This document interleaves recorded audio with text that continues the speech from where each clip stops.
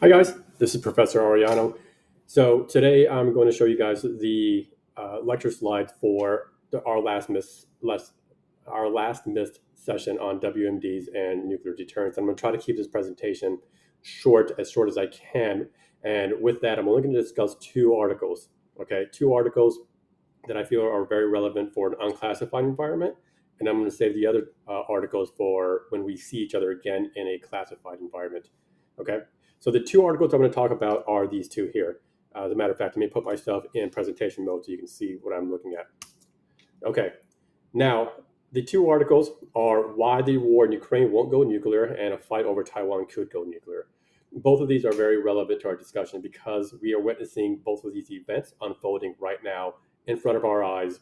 We see it in the news media. The moment you turn on your news TV, whenever you see the nightly news, there's somebody talking about one or both of these subjects. So now, as we're going through this, I do want to keep in mind that this is an unclassified discussion. So everything you're about to see is open sourced, and some of the media clips that you're going to watch are also open source as well too. So with that said, let's go into our first topic: why the war in Ukraine won't go nuclear. Now, this is interesting though because there's been a lot of discussion. A lot of media has been coming in from Russian news outlets that President Putin may have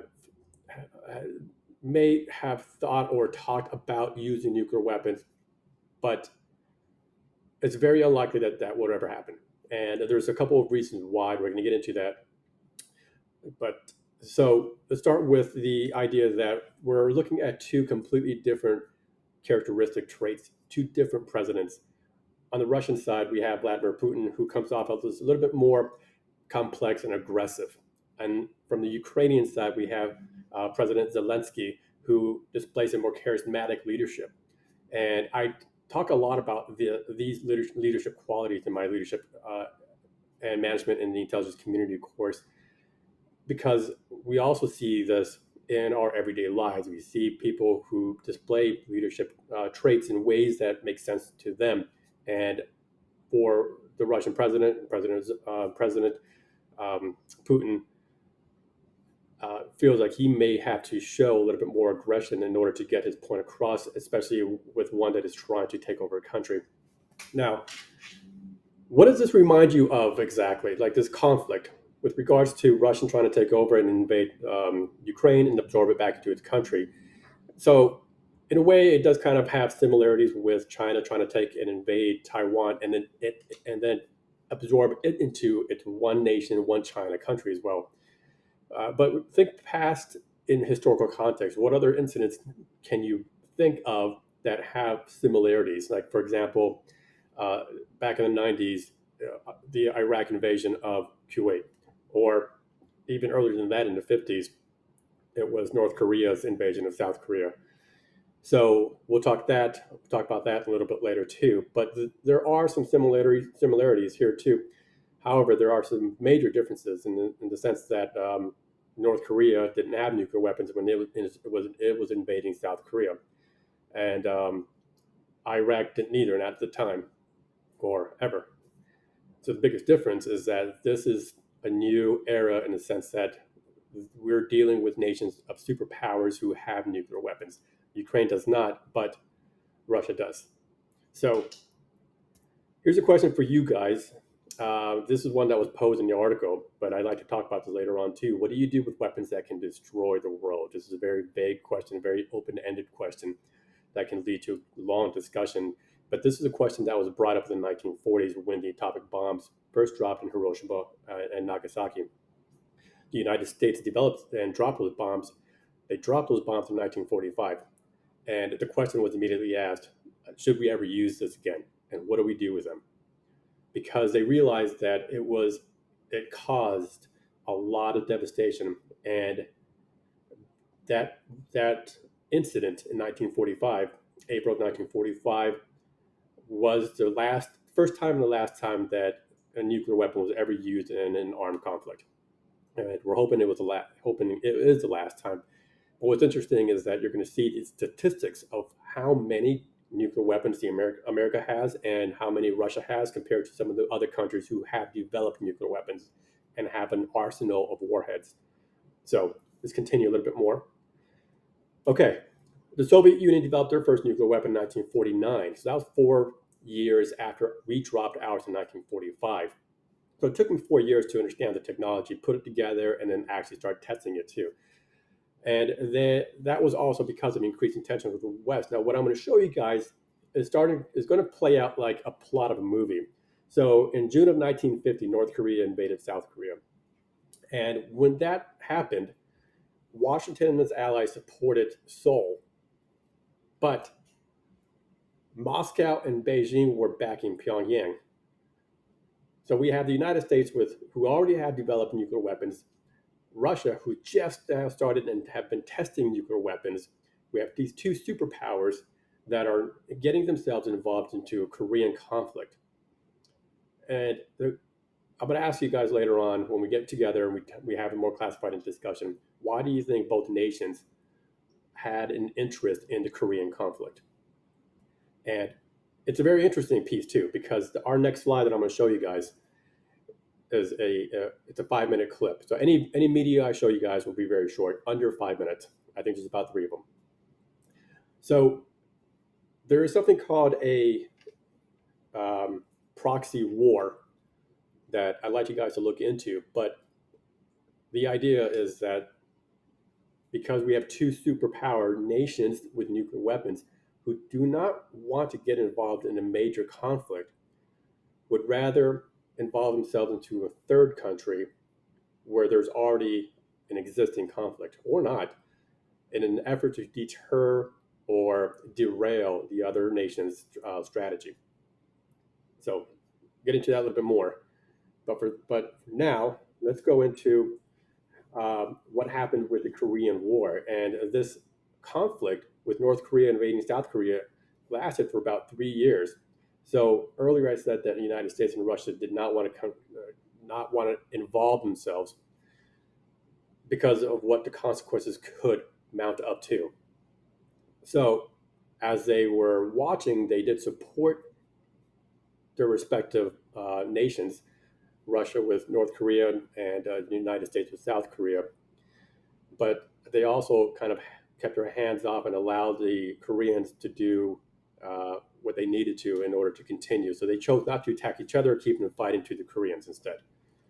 Now, this idea of proxy wars, I said before, it's not a new idea. This has actually been quite a historical idea and one that's been used several times. And I'll give you an example too. When Saudi Arabia and Iran had very serious issues with each other, they did not want to go into war with each other. Instead, they chose to support Iraq during the Iraq War in their own way. So Saudi Arabia was supporting the Iraqi rebels with weapons, oil, and at the same time blocking oil supply to Iran. And Iran, on the other side, was providing them with money, resources, and other things. So both of them were trying to do something in an effort to derail the other person's strategy and influence. There's other examples too. We could probably talk about this later on, but I want to show you guys a very quick video that might be able to explain this a little bit better than I can right now. And by the way, too, anything I show you guys, this entire slide, this entire brief presentation is posted on Blackboard, so you can download it if you want to. Keep it for yourself, okay? Mention the Korean War today, and most people will look at you with a blank stare. At the time it was fought, just 5 years after World War II ended, everyone recognized it as a world-shaping. Oops, sorry about that, guys. A stark confrontation between the forces of democracy and communism. Began on June 25, 1950, when Soviet-backed communist North Korea crossed the 38th parallel and invaded its US-backed anti-communist South Korean neighbor. Within weeks, the communists had nearly absorbed the entire country. The United States at first was confused over whether it should or even could respond. America had slashed its military budget after the end of World War II and was short both men and equipment. It still had not awakened fully to the expansionist threat of Soviet Russia. The Soviets, buoyed by their own recent development of an atomic bomb and Mao Zedong's communist victory in China, sensed America's lack of resolve and encouraged the North's aggression. Yet within weeks, President Harry Truman rushed troops to save the shrinking Allied perimeter at Pusan on the southern tip of the Korean Peninsula. By late September 1950, General Douglas MacArthur had successfully completed the Incheon landings and launched counterattacks. He quickly reclaimed the entire South and sent American-led United Nations forces far into North Korea to reunite the entire peninsula, only to be surprised when hundreds of thousands of Chinese Red Army troops crossed the Yalu River at the Chinese border and sent the outnumbered Americans reeling back into South Korea.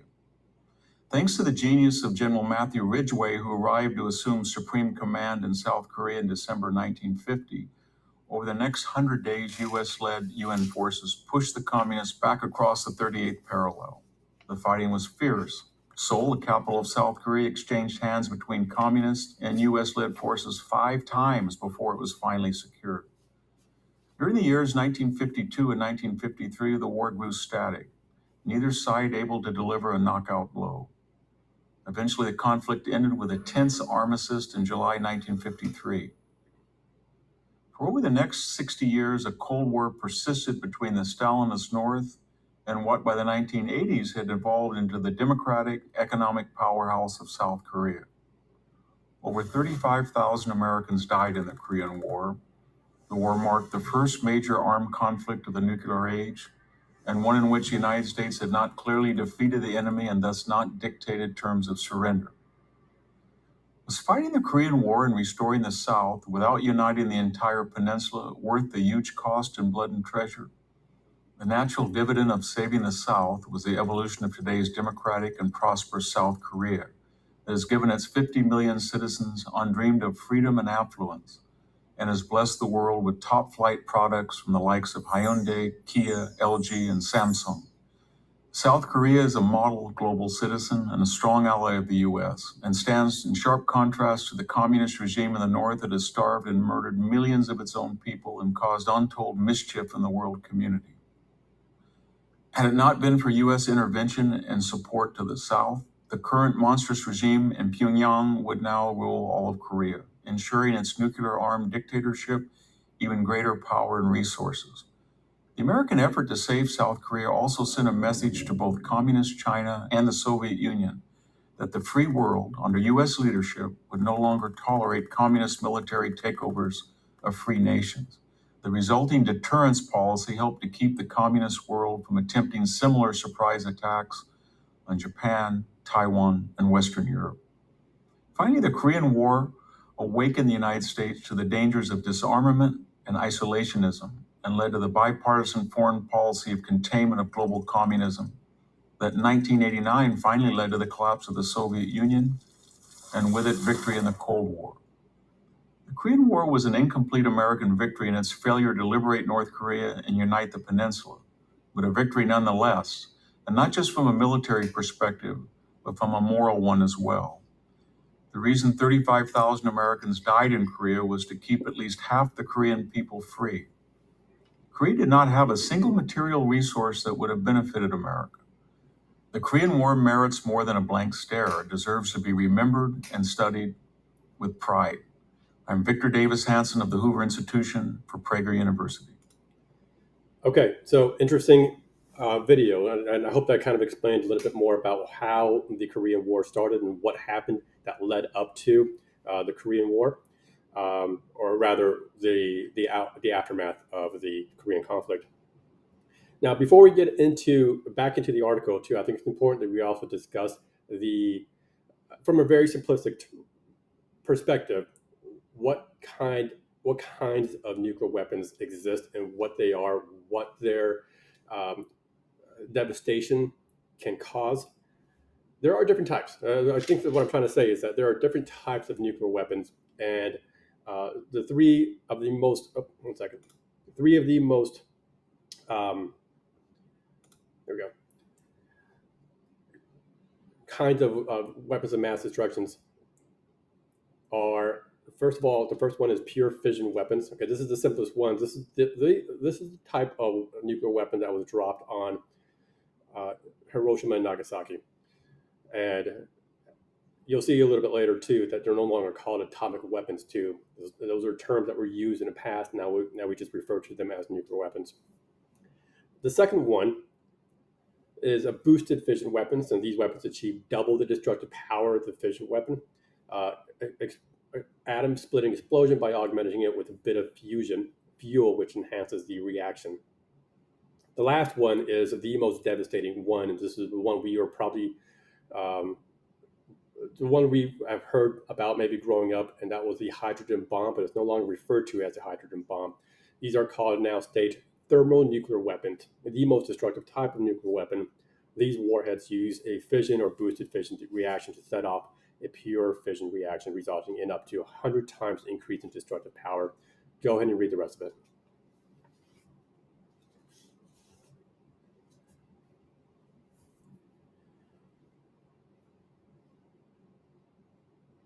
So the vernacular of these weapons have changed over the last several decades. So as we increase our technology, so will the words and the terminology we use, the nexus that we use, will continue to be updated for every turn of every chapter, especially when it comes to weapons of mass destructions. Now, we have we have nuclear, we have biological, we have, well, the others that I can't think of right now. No.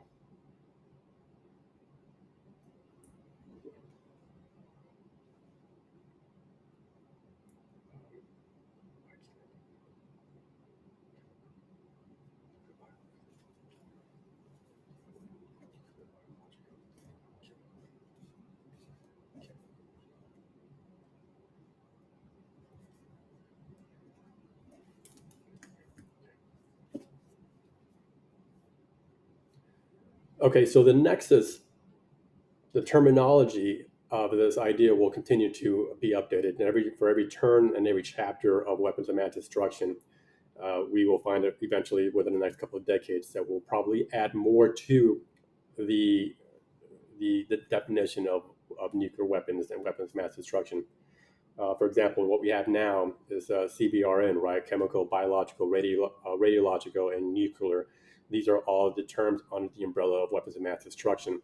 But we may in the future also add a fifth one under weapons of mass destruction, and that could be nanotechnology. Huge discussion on that one too, and I think we might have briefly talked about that last time or sometime. But we can definitely have that conversation on nanotechnology and why that could be a problem in the future. Okay, moving on. All right. So earlier I did tell you that I was going to show you statistics of what country has nuclear weapons and then how many they have. And what you're going to see is really interesting because first of all, Russia and the United States have the most nuclear warheads than any other country by far. Okay, so Russia has 6,255 nuclear warheads. The United States has 5,550. And then look at that. The next one under that is China with only 350 nuclear warheads. Now, I'll remind you guys that all of this information is open sourced, all right? So I did not find this from a classified uh, website. So again, open source information, you can find it yourself. With that said, these numbers may also change, either up or down. But what I do know is that China is making a concerted effort to increase their nuclear arsenal. We'll get to that in a little bit. And what's interesting about this is that it doesn't take a whole lot to cause devastation. So why exactly do you think the United States and Russia need 6,000 nuclear weapons? Why is it that if two can cause enough devastation to make a difference, why is it that you think we need over 5,000, 6,000 nuclear warheads? So, uh, question to talk about when we get together. All right, back to our discussion. The article mentioned something that talked about the idea that nuclear weapons are powerless. As powerful as they are, um, as powerful as they are, nobody wants to use them because every country who has one and owns one and has capability to launch one, nobody wants to use it because it will cause too much devastation. It will eventually end up in a World War III, humankind is gone forever kind of a conflict where AI will eventually pick up and the world will be driven by robots. But it's understood that using them would actually cause more damage than we would actually benefit from them. And it would obviously create a lot more problems than it can solve. Okay. So that's the idea, right? The idea is that while they are very, very powerful and can cause a total amount of damage, nobody wants to use them. Now, I'm not going to show, I don't have a video for this, but I will ask you to YouTube the nuclear scene from the movie Wolverine, because it is probably the most accurate depiction of the dropping of the atomic bombs on, I think it was Hiroshima, in this scene that I've ever seen. The special effects, the cinematic effects, it was incredible, and I could just, I mean, it really did have an emotional impact. So I would encourage you guys to look at it. It's about 5 minutes long, very interesting, entertaining movie, but probably the most accurate depiction of a dropping of an atomic bomb that I've ever seen. Okay. All right. Now, how will the Ukrainian-Russian conflict end? Several ways. According to the article, and we can talk about this in class, one is a negotiated settlement involving a territorial status quo. Two, subside into frozen conflict along the Army's stalemated line of contact in the east. All right. These ideas resemble the Korean and Gulf Wars. This is kind of what happened in Korea. As you saw earlier in the video, that there was no resolve. The war is technically still happening. Neither country will succeed to the other. So they have now is just a DMZ zone. That could very likely happen. So one of these two will probably end up happening. Okay. Last video on this, regarding this article. This one isn't very long, but I want to show you guys why Russia says it won't use nuclear weapons in Ukraine. The leaders of France and Germany have made a joint appeal to President Putin to hold serious talks with the Ukrainian President Volodymyr Zelensky, as Russia claims to have made strategically significant gains. Ukraine has warned it may have to withdraw from Severodonetsk, the easternmost city that it still controls. It comes as the Russian ambassador to the UK told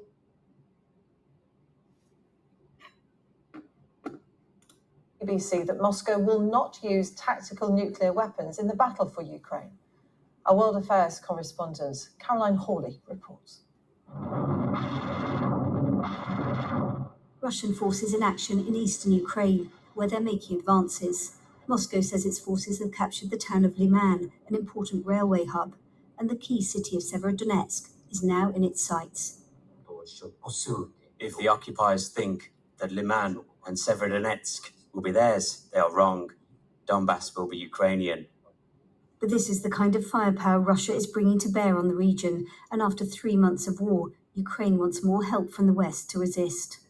Today, President Putin spoke to his French and German counterparts, who urged him to hold direct and serious negotiations with Ukraine to end the conflict. Remember this moment at the start of the war, when President Putin alarmed the world by announcing he'd put Russia's nuclear deterrence forces on high alert.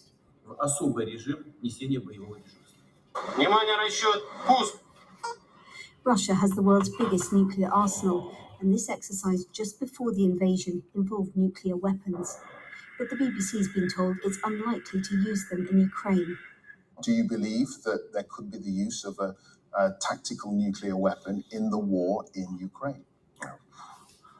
Tactical nuclear weapon, in accordance with the Russian military doctrine, is not used in conflicts like that at all.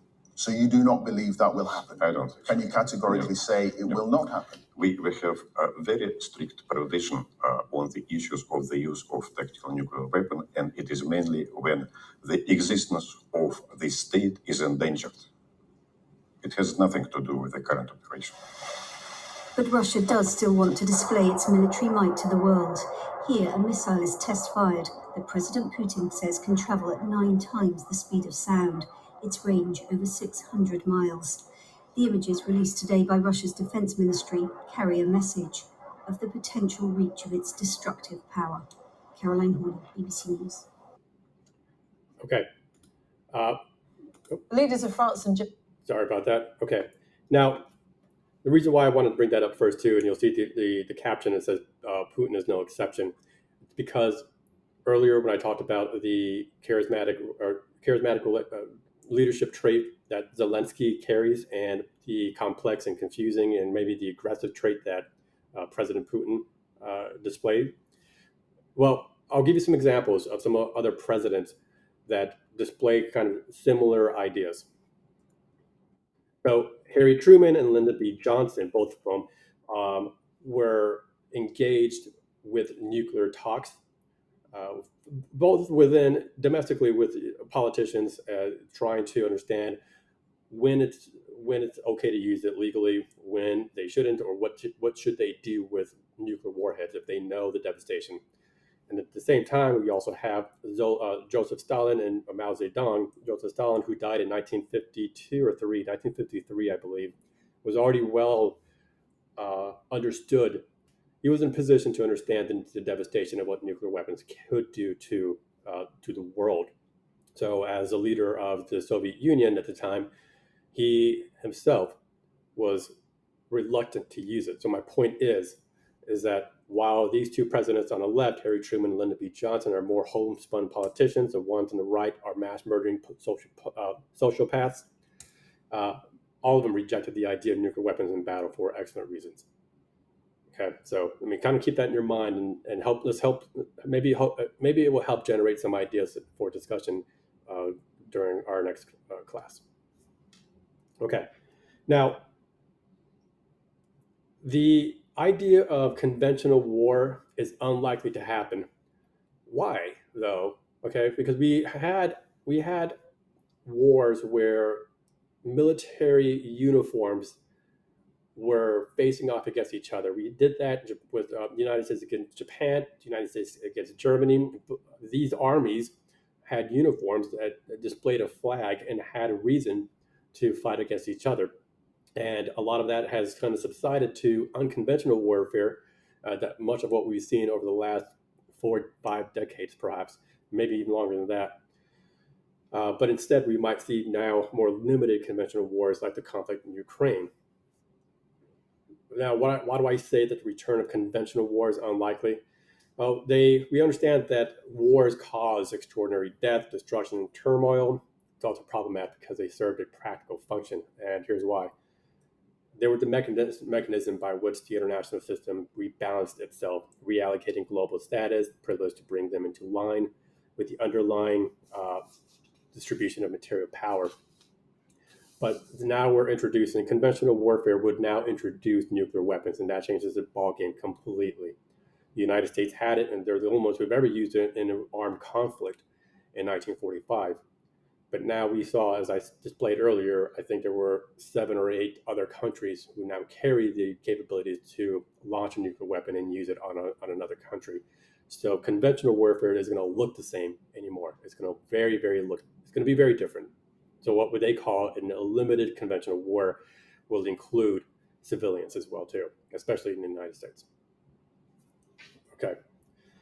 Enough about this article. I told you guys I'm going to try my best to keep this short for you guys. So we're going to go into the next one here. A fight over Taiwan could go nuclear. Now, what's interesting is that I just said that it's very unlikely that countries would use nuclear weapons. This article is sort of on the flip side and says that if it were to happen, China would probably be the first one to use it. But in this situation, this article discusses the outcome of a war game. If you read the article, the ideas were developed from the conclusions of a war game that happened several years ago, I believe. So let's go ahead and go into it here too. Why do we feel that China is so passionate about Taiwan? What is it about this that they just won't let go? Well, so if China invaded Taiwan and the U.S. came to Taiwan's aid, it will divert the attention from the situation in Europe in an unnerving way. So here's a couple of examples of why China probably won't give up this effort, because China's military modernization and expansion of its nuclear arsenal, plus the importance Beijing places on unification with Taiwan, will inevitably conclude that a fight between China and the U.S. could very well go nuclear. Now, nobody, of course, and I said this before, nobody, of course, wants that to happen. The leaders of these nations don't want that to happen. So instead, they'll use other countries to as a segue to knock them off and derail them. But that doesn't say that's not to mean that they're not going to, and they can't if they can if they want to, because they do certainly have the capabilities to do so. Well, now, again, the question is why? What is it about this situation that China has that they just won't let go? For one, the Chinese Communist Party won't be able to accept a failure without seriously harming the regime's legitimacy. They can't take a loss. They don't want to look like a failed state that could not take over a country. So because of this idea, because of the fact that they don't want to look bad, they will do anything in order to take over Taiwan. The CCP will be willing to take significant risks to ensure that the conflict will end on terms that it finds acceptable, even if it means going nuclear with the U.S. So earlier, the statistics that you saw, China had something about 300 nuclear warheads. Now, they are growing because we've already seen evidence of nuclear silos being developed, and we open source, unclassified information. You can find this, but it's the United States feels that China can probably double or triple that by 2030. So what I'm going to show you guys is another kind of a lesson on nuclear concepts. And this is the idea that China may be developing what's called an orbital bombardment system. And orbital bombardment system is not new. So it's actually called fractional orbital bombardment system, or FOBS. It's not new at all. It's actually been used since the 60s, and you'll be surprised by who used it first. But it could evade missile defenses and deliver nuclear weapons to targets in the continental United States. So right now, I'll give you the example of North Korea. Their biggest challenge is they don't have the technology to deliver a nuclear warhead that could reach the United States. The answer to that is to shoot one into space and allow Earth's gravity to take it to its target point, and then drop, go back into, or reorbit back into Earth using engines. But I'll give you a better example of that in my next slide. No, I'm sorry, after this one. Now, I'm going to show you a very quick video. This is only about 3.5 minutes. This one's talking about China's development of missile silos.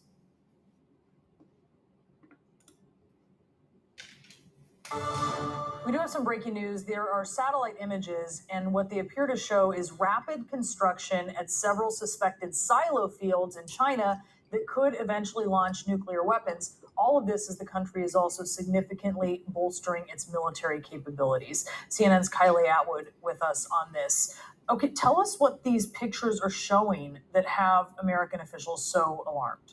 Yeah, so basically, we knew that there are now about 3 missile silo fields in China, and these missile silo fields could be used eventually to launch nuclear weapons. That's why they are so concerning, the fact that China is building these up. What these new images today show us, they're commercial satellite images, they demonstrate that China is putting a tremendous amount of resources and efforts into developing them. This isn't a slow project. This is a very rapid development. And the authors of this report from the Federation of American Scientists called this an unprecedented nuclear buildup by China. And I spoke with one of the authors of the report who said, what is noticeable here is the scope and scale that they are conducting this effort, right? This is not just one missile silo field, it's 3 of them. This is not just 100 missile silos, it's about 300 of them. And they're working on all of them in tandem. So we should note that U.S. Strategic Command tweeted earlier this year when one of these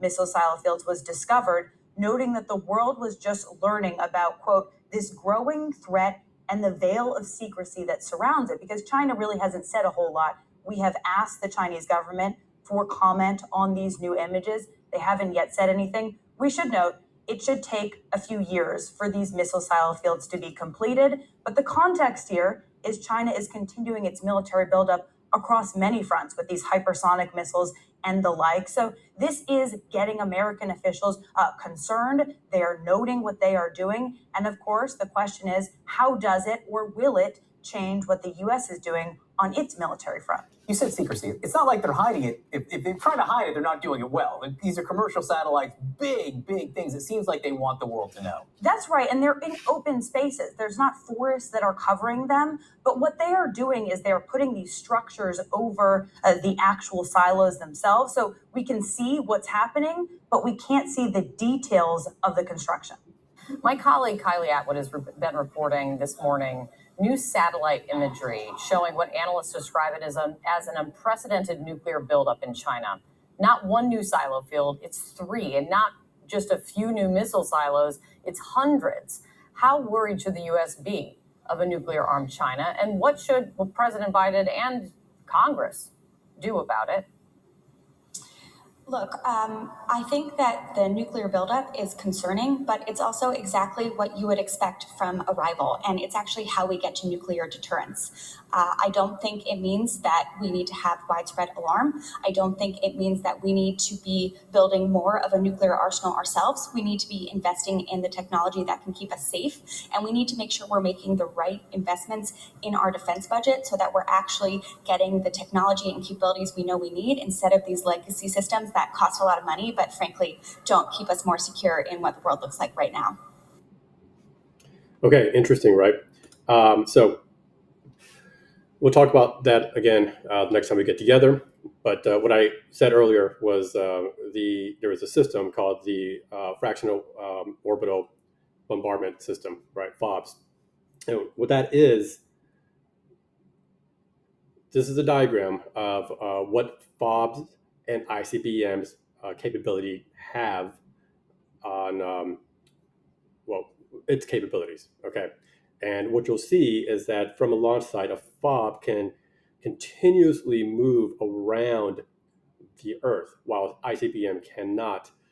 It will eventually drop. So what are some of the, and I hate to say advantages, but what are some of the capabilities of a FOB? And again, the United States also has this, but so does Russia, and China is now developing the technology to do so as well.